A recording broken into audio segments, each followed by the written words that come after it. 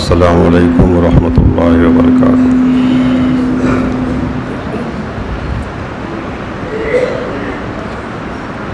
الحمد للہ رب العالمین والصلاة والسلام علی حبیبہ سید المرسلین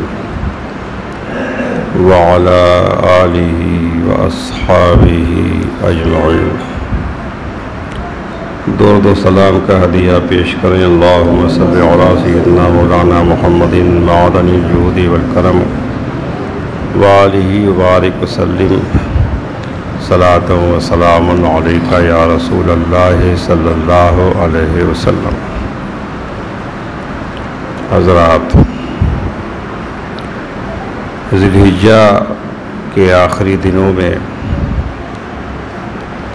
خلیفہ دوم سیدنا حضرت عمر فاروق اعظم رضی اللہ تعالی عنہ کی شہادت ہوئی ہے۔ اس لیے آج ہم سیدنا فاروق اعظم رضی اللہ عنہ کی بارگاہ میں خراج عقیدت پیش کرتے ہیں۔ سیدنا حضرت عمر فاروق اعظم رضی اللہ تعالی عنہ کو اللہ تعالی نے بے شمار اوصاف جمیلہ سے متصف فرمایا تھا۔ آج ہم ان کی سیرت کا ایک پہلو بیان کرتے ہیں، ان کی عاجزی و انکساری اور ان کی اعلیٰ ظرفی۔ ایک چھوٹا سا حکمراں کوئی ہوتا ہے، اس سے ملنے کے لیے آدمی کو سوچنا پڑتا ہے، اس سے ملنا آسان نہیں ہوتا، اس سے بات کرنا بڑا مشکل ہوتا ہے، اور وہ کوئی حکم جاری کر دے تو اس کے خلاف بولنا یہ کتنا مشکل کام ہے۔ حضرت عمر فاروق اعظم رضی اللہ عنہ سارے عالم اسلام کے خلیفہ تھے۔ پورے عرب پر، ایران پر، عراق پر، ملک شام پر، مصر پر، کہاں کہاں تک ان کی حکومت تھی، لیکن اتنے جاہ و جلال کے ساتھ کے باوجود بھی ان سے ملنے کے لیے نہ کوئی دربان تھا، نہ کوئی وقت مقرر تھا، جو جب چاہتا ملتا، جو چاہتا کہتا۔ اسی سے متعلق ہم چند واقعے بیان کرتے ہیں، اس سے ہمیں سبق ملتا ہے۔ تفسیر در منصور میں ہے، حضرت عمر فاروق اعظم رضی اللہ تعالی عنہ نے ایک شخص کے بارے میں فرمایا، انی لابغض فلانا، مجھے فلاں شخص سے نفرت ہے، میں فلاں سے نفرت کرتا ہوں۔ یہ آپ نے کسی کا نام لے کر کہہ دیا۔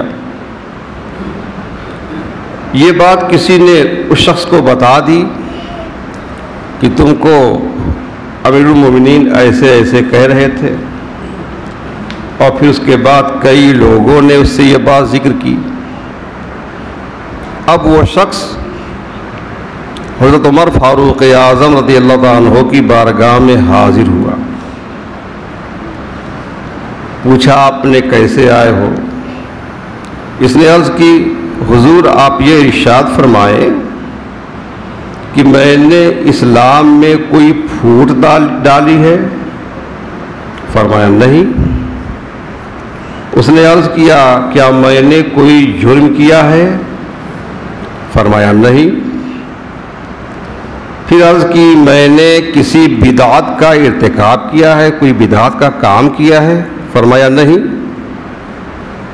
تب عرض کیا، حضور جب میں نے ان تمام ناجائز کاموں میں سے کوئی نہیں کیا تو آپ مجھے کیوں ناپسند کرتے ہیں؟ ناپسند کرنے کی وجہ کیا ہے؟ حالانکہ قرآن کریم میں اللہ تعالیٰ ارشاد فرماتا ہے، والذین یؤذون المؤمنین والمؤمنات بغیر ما اکتسبوا فقد احتملوا بہتانا واثما مبینا۔ یہ 22ویں پارہ سورہ احزاب کی آیت ہے۔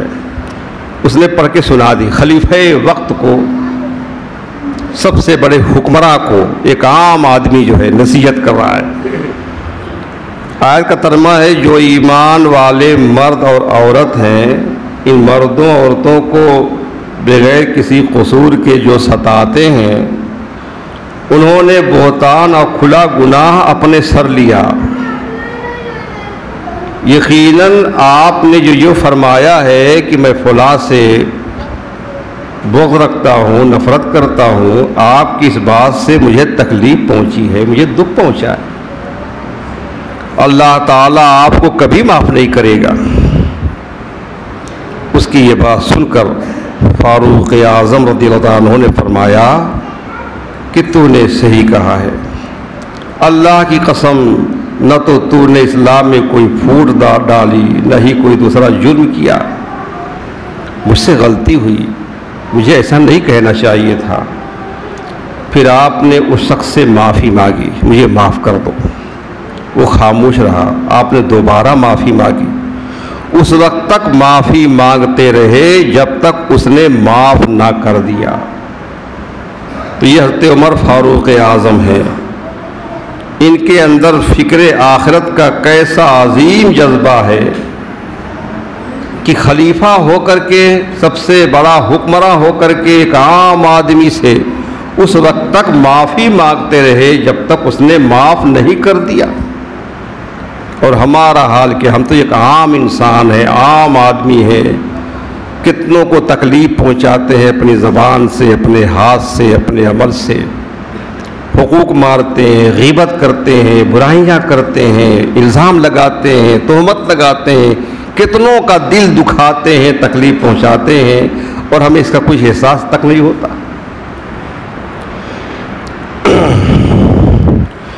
ایک مرتبہ حضرت عمر فاروق اعظم رضی اللہ عنہ گشت لگا رہے تھے، رات میں اکثر وہ گشت کیا کرتے تھے، اور ایسے لباس میں رہتے تھے، سادہ لباس میں رہتے ہی تھے وہ، کہ جو پہچانتا تھا پہچانتا تھا، جو پہچانتا نہیں تھا وہ جان نہیں سکتا تھا کہ عمر فاروق اعظم ہے۔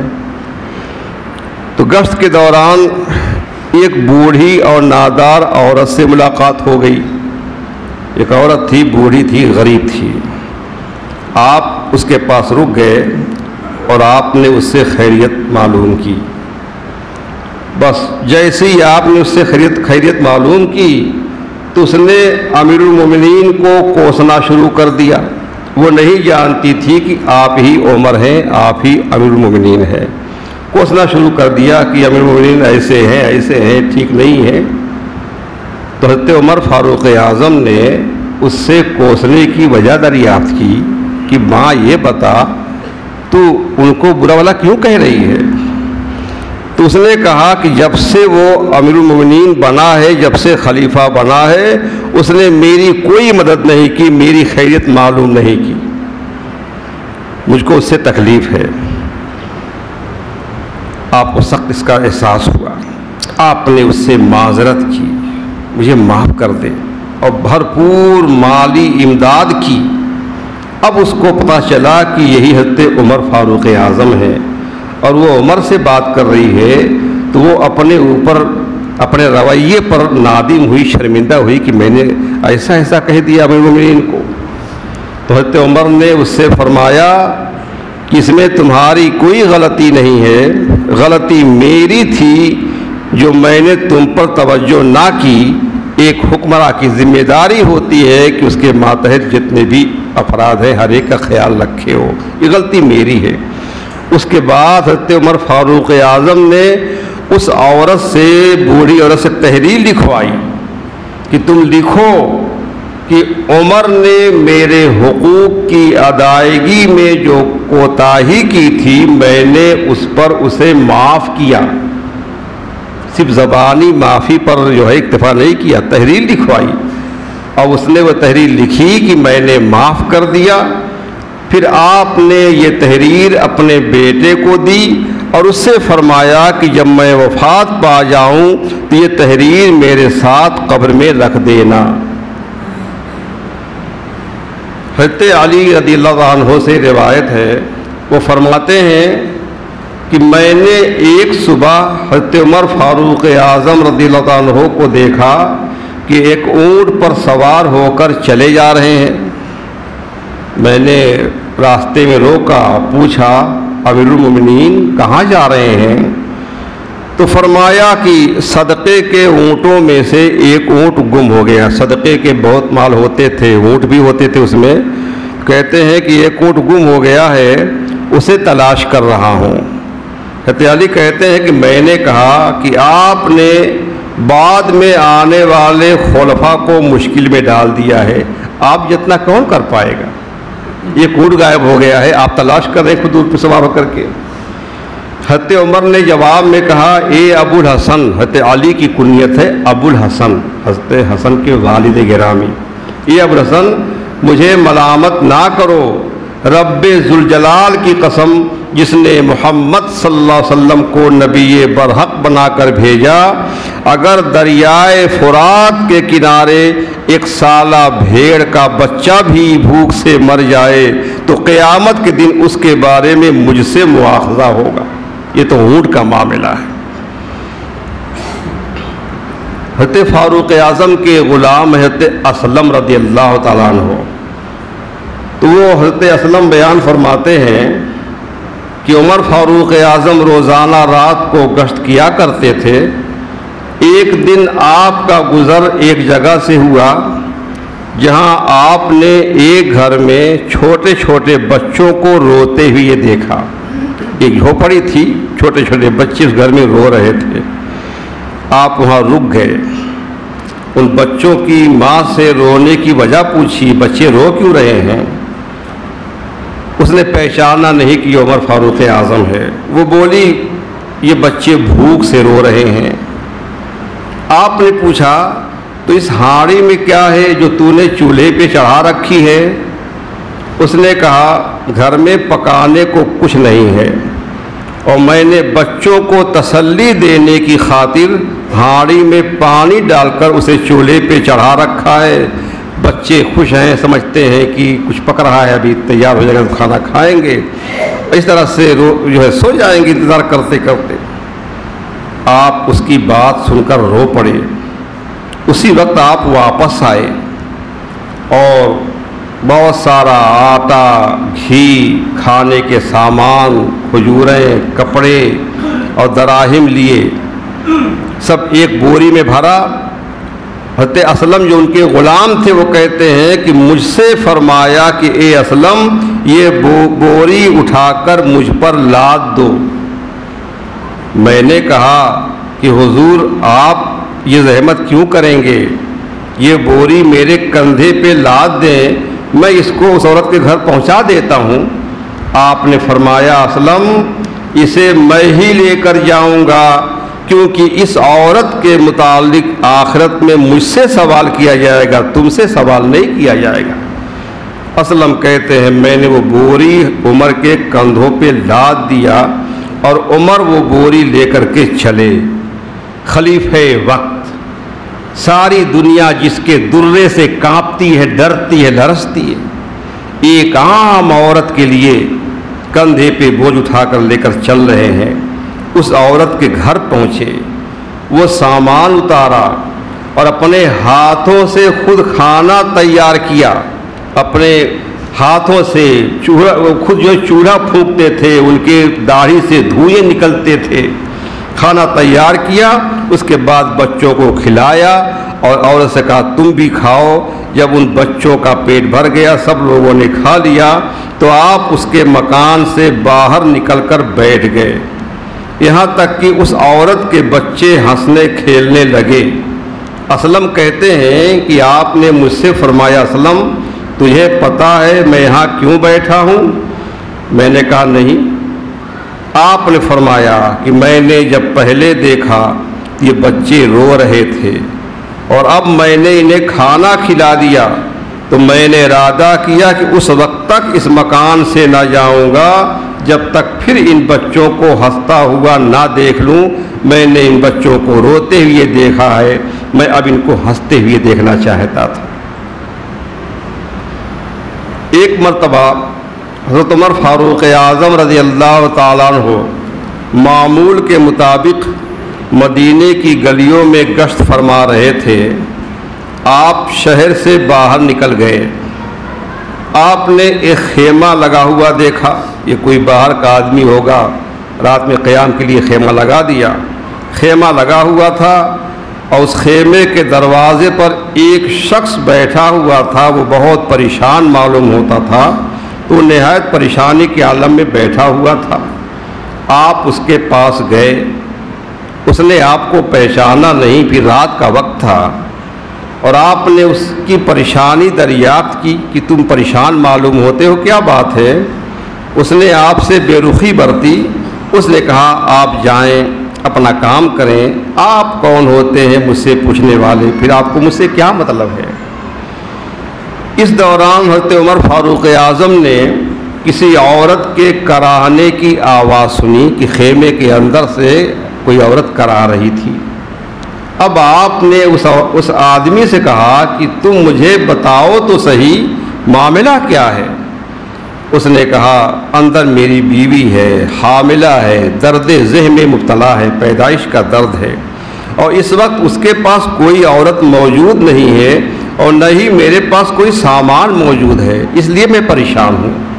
حضرت عمر فاروق اعظم اس کی بات سن کر گھر تشریف لائے اور اپنی زوجہ ام کلثوم بنت علی کو ساتھ لیا۔ اس وقت ان کے نکاح میں حضرت ام کلثوم تھی، حضرت فاطمہ زہرا کی شہزادی، ان کو ساتھ میں لیا اور ساتھ ہی کچھ کھانے پینے کا سامان لیا، کچھ دوسرے ضروری سامان لیے اور اس شخص کے پاس پہنچے۔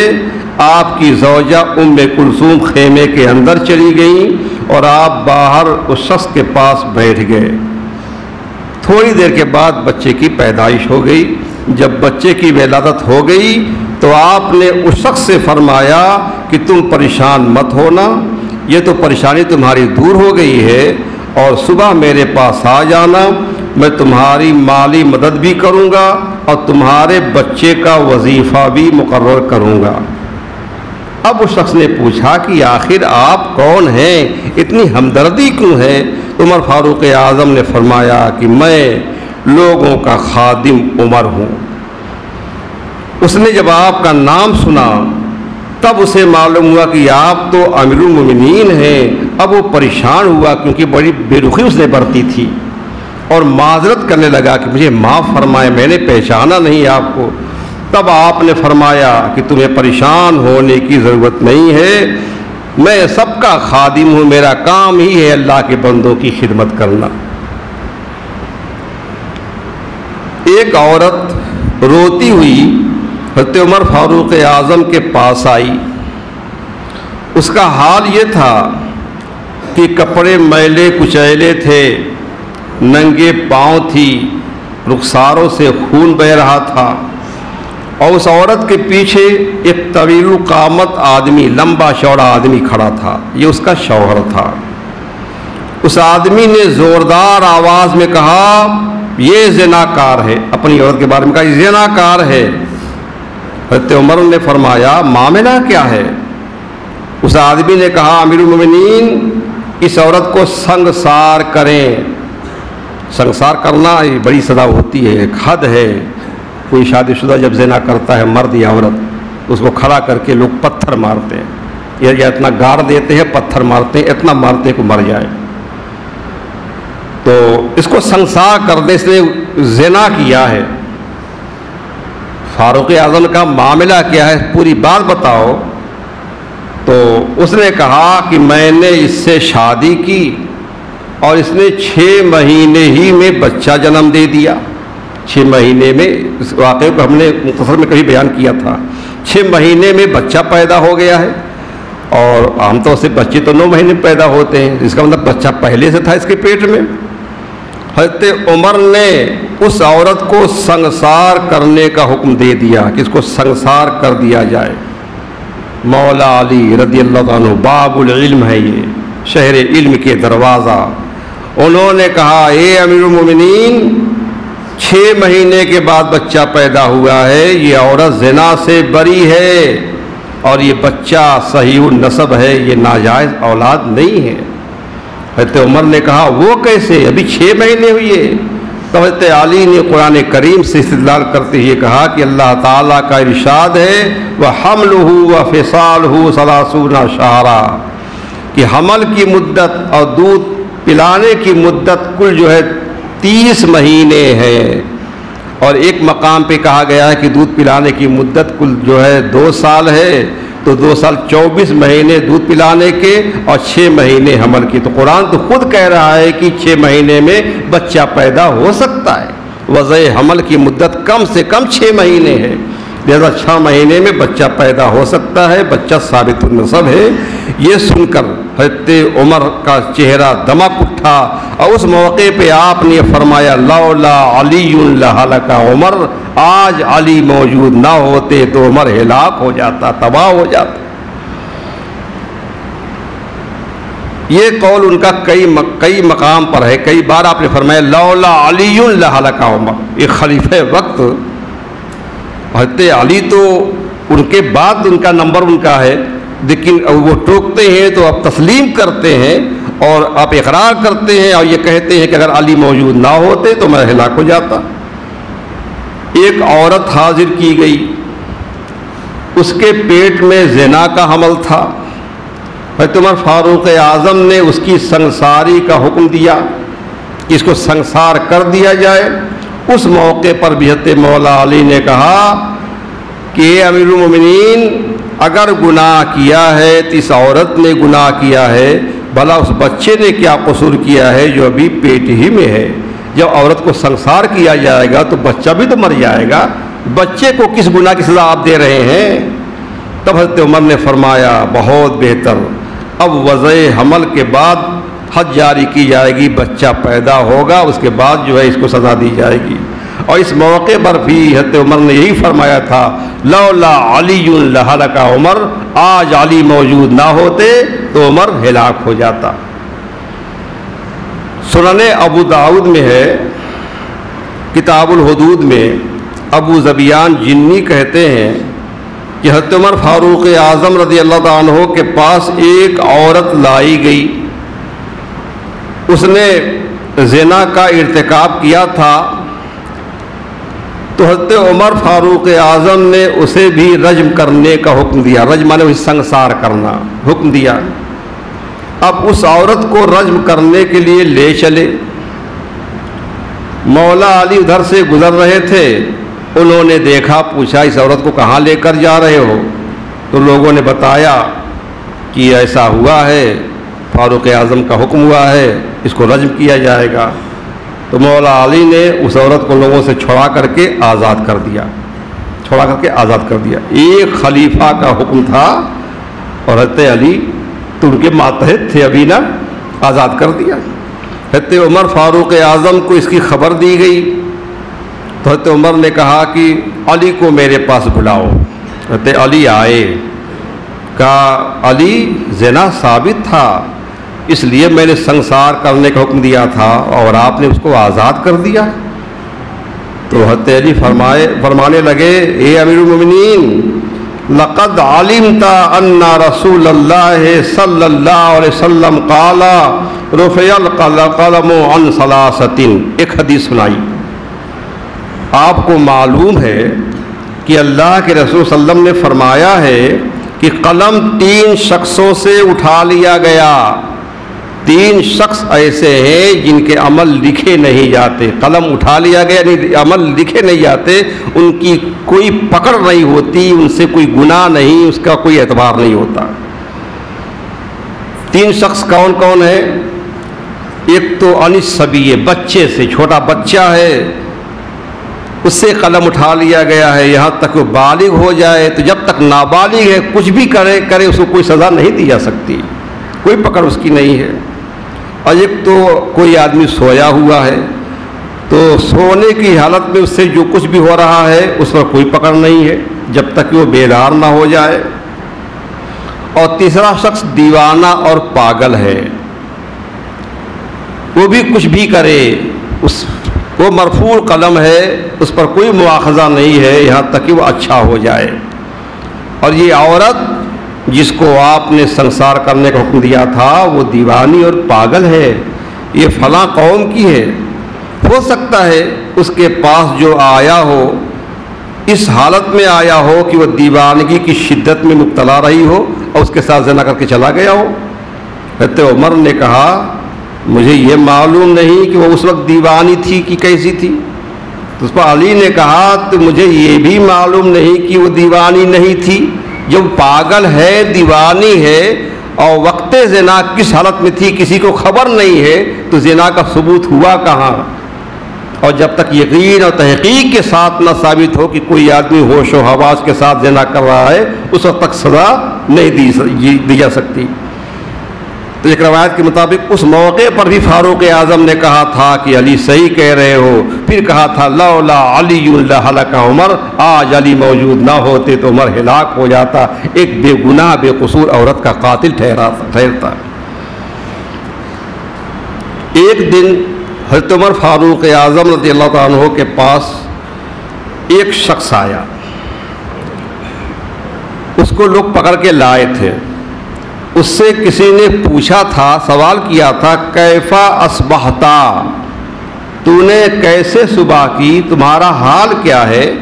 صبح کو خیریت پوچھتے ہیں اہل علم تو کہتے ہیں کیفا اصبحتا، تو نے صبح کیسے کی؟ تو اس نے جواب میں یہ کہا تھا کہ اصبحت احب الفتنۃ واکرہ الحق، میں نے اس حالت میں صبح کی ہے کہ میں فتنے سے محبت کرتا ہوں، احب الفتنۃ، میں فتنے سے محبت کرتا ہوں، واکرہ الحق، اور حق کو ناپسند کرتا ہوں۔ اور کہا وَصَدِّقُ الْيَهُودَ وَالنَّصَارَى، یہود اور نصارہ کی بات کی تصدیق کرتا ہوں، وَأُؤْمِنُ بِمَا لَمْ أَرَهُ، اور ایمان رکھتا ہوں اس چیز پر جس کو میں نے دیکھا ہی نہیں ہے، وَأُقِرُّ بِمَا لَمْ يُخْلَقْ، اور اقرار کرتا ہوں اس چیز کا جو ابھی پیدا ہی نہیں ہوئی ہے۔ تو اس کی یہ باتیں بظاہر بہت غلط تھیں، اس لیے لوگ پکڑ کے لائے تھے فاروق اعظم کی عدالت میں کہ اس نے ایسا ایسا کہا ہے۔ جب فاروق اعظم کے سامنے اس کی باتیں سب دہرائی گئیں، فَأَرْسَلَ عُمَرُ إِلَىٰ عَلِيٍّ، عمر فاروق اعظم نے کسی آدمی کو بھیجا کہ جاؤ علی کو بلا لاؤ، وہ فیصلہ کریں گے۔ جب حضرت علی تشریف لائے اور ان سے اس شخص کی کہی ہوئی ساری باتیں بتائی گئی کہ اس نے ایسا ایسا کہا ہے، اس کے بارے میں کیا حکم ہے، تو حضرت علی نے فرمایا کہ صدقہ، یہ شخص ٹھیک کہہ رہا ہے، کوئی غلط نہیں بول رہا ہے۔ اس نے جو پہلی بات کہی احب الفتنۃ، میں فتنے سے محبت کرتا ہوں، یہ بھی صحیح کہہ رہا ہے، ہر آدمی فتنے سے محبت کرتا ہے۔ قرآن کریم میں ہے انما اموالکم واولادکم فتنہ، قرآن شریف کی آیت پڑھ کے سنائی کہ اللہ فرماتا ہے کہ تمہارے مال اور تمہاری اولاد فتنہ ہیں۔ فتنے کے معنی آزمائش کی چیزیں ہیں یہ سب۔ تو مال کو فتنہ کہا، اولاد کو فتنہ کہا، اور کس کو مال سے اب محبت نہیں یا کس کو اولاد سے پیار نہیں ہوتا، یہ کہتا ہے میں فتنے سے محبت کرتا ہوں، یعنی اپنی اولاد سے محبت کرتا ہوں۔ اور اس نے کہا اکرہ الحق کا، میں حق کو ناپسند کرتا ہوں، یہاں حق سے مراد اس کی موت ہے، وجاءت سکرۃ الموت بالحق قرآن شریف میں ہے۔ تو موت حق ہے اور ہر آدمی موت کو ناپسند کرتا ہے، کون مرنا چاہتا ہے۔ اور یہ جو کہہ رہا ہے کہ میں یہود و نصارہ کی بات کی تصدیق کرتا ہوں، تو قرآن کریم میں ہے وقالت الیہود لیست النصارى علی شیء، یہود نے کہا کہ نصارہ کچھ بھی نہیں ہے، وقالت النصارى لیست الیہود علی شیء، اور نصارہ نے کہا کہ یہود کچھ نہیں ہے۔ تو یہود کا یہ قول بھی صحیح ہے کہ نصارہ کچھ نہیں، اور نصارہ کا یہ قول صحیح ہے کہ یہود کچھ نہیں، اور وہ اس بات کی تصدیق کرتا ہے۔ اور وہ جو کہتا ہے کہ جو چیز میں نے دیکھی نہیں ہے اس پر ایمان رکھتا ہوں، تو صحیح تو کہہ رہا ہے، اللہ کو کس نے دیکھا ہے؟ اور آدمی اللہ پر ایمان رکھتا ہے وہ اللہ پر ایمان رکھتا ہے۔ اور وہ جو کہہ رہا ہے کہ جو چیز پیدا ہی نہیں ہوئی ہے میں اس کا اقرار کرتا ہوں، وہ بھی صحیح کہہ رہا ہے۔ قیامت کا بھی وجود نہیں ہوا، قیامت بھی بعد میں ہوگی، اور ہر آدمی قیامت پر ایمان رکھتا ہے، اور قیامت پر ایمان رکھنا ضروری ہے۔ جب یہ ساری باتیں کہیں، چونکہ فاروق اعظم جو ہے اس شخص کو سزا دینے کا ارادہ فرما چکے تھے، اور مولا علی نے جب اس طرح سے اس کی بات صاف کر دی، تو اس موقع پر بھی فاروق اعظم نے کہا تھا لولا علی لہلک عمر، اگر آج علی نہ ہوتے تو عمر ہلاک ہو جاتا۔ اب آدمی سوچے کہ کیا حضرت علی ہی کے لیے فرمایا؟ نہیں، جس نے بھی حق بات کہی ان کے سامنے اس کے لیے بھی آپ نے ارشاد فرمایا ہے۔ ایک واقعہ میں صرف اور سنا دیتا ہوں۔ حضرت عمر فاروق اعظم کے پاس ایک آدمی آیا، بہت پریشان تھا، بولا کہ میں تقریباً 2 سال پر میں اپنے گھر آیا ہوں، میں پردیس باہر گیا تھا، 2 سال پر اپنے گھر آیا ہوں اور اپنی بیوی کو حاملہ پاتا ہوں۔ تقریباً 2 سال پر میں گھر آیا ہوں، بیوی کو حاملہ پاتا ہوں۔ میں بڑا خوش تھا کہ گھر جا رہا ہوں، بیوی بچوں سے ملاقات ہوگی، لیکن بیوی کی یہ حالت دیکھ کر ساری خوشی میری جاتی رہی۔ میں نے اس سے کچھ بات بھی نہیں کی، سیدھے آپ کے پاس چلا آیا۔ نہیں، یہ کہا کہ میں نے پہلے اس سے پوچھا کہ یہ بچہ کیسا ہے؟ میں تو 2 سال سے تقریباً گھر پہ تھا ہی نہیں، بچہ کس کا ہے؟ تو وہ کہنے لگی اللہ کی قسم میرے پیٹ میں جو بچہ ہے تو ہی اس کا باپ ہے۔ اب میں آپ کے پاس آیا ہوں، آپ جو ہے فیصلہ فرمائے۔ تو فاروق اعظم نے اس موقع پر بھی حکم دیا کہ اس کی عورت کو رجم کر دیا جائے، سنسار کر دیا جائے، شادی شدہ ہے اور جو ہے اس نے زنا کیا ہے، 2 سال کے بعد ہی آیا ہے، اس کا مطلب اس کا بچہ نہیں ہے وہ۔ تو اس مجلس میں حضرت معاذ بن جبل رضی اللہ تعالیٰ عنہ بیٹھے ہوئے تھے، موجود تھے۔ انہوں نے کہا اے فاروق اعظم امیر المومنین، لیسا لکا علی ما فی بطنہا سبیل، اس عورت کے پیٹ میں جو بچہ ہے آپ کو اس کو سزا دینے کا کوئی حق نہیں ہے۔ اگر آپ عورت کو سزا دیں گے تو بچے کو بھی سزا میں تکلیف ہوگی، کیونکہ رسول اللہ صلی اللہ علیہ وسلم نے وضع حمل کا انتظار کیا ہے۔ حضور کے سامنے ایسا معاملہ پیش آیا ہے تو آپ نے وضع حمل کا انتظار کیا ہے، جب بچہ پیدا ہوگا تب سزا دی جائے گی۔ تو فاروق اعظم رک گئے، کہا ٹھیک ہے وضع حمل کا انتظار کیا جائے، بچہ پیدا ہو جائے تب اس کو سنسار کیا جائے۔ اب دیکھیے بچہ پیدا ہوا، اور جب پیدا ہوا تو روایت میں قد خرجت ثنایاہ، اس کے یہ آگے کے دانت نکلے ہوئے تھے، بچے کے آگے کے دانت جو ہے نکلے ہوئے تھے، پیٹ ہی میں دانت نکل آئے تھے۔ اور جب اس مرد نے اس بچے کو دیکھا، اس کی شکل صورت بالکل جو ہے اس جیسی تھی، تو اس نے کہا کہ رب کی قسم یہ بچہ بالکل میرے جیسا ہے، یہ میرا ہی بچہ ہے۔ اب یہ خبر فاروق اعظم تک پہنچی تو فاروق اعظم کی آنکھوں میں آنسو آ گئے اور کہا لولا معاذ لہلک عمر، اگر معاذ بھی جبل نہ ہوتے تو عمر ہلاک ہو جاتا، یہ کہا تھا۔ انہوں نے رکوا دیا، سزا نہیں دی۔ معلوم یہ ہوا کہ پیٹ میں بچہ 2 سال بھی رہ سکتا ہے، تو وضع حمل کی مدت کم سے کم 6 مہینہ اور زیادہ سے زیادہ 2 سال۔ ایک روایت کے مطابق امام شافعی بھی اپنی ماں کے پیٹ میں 2 سال رہے۔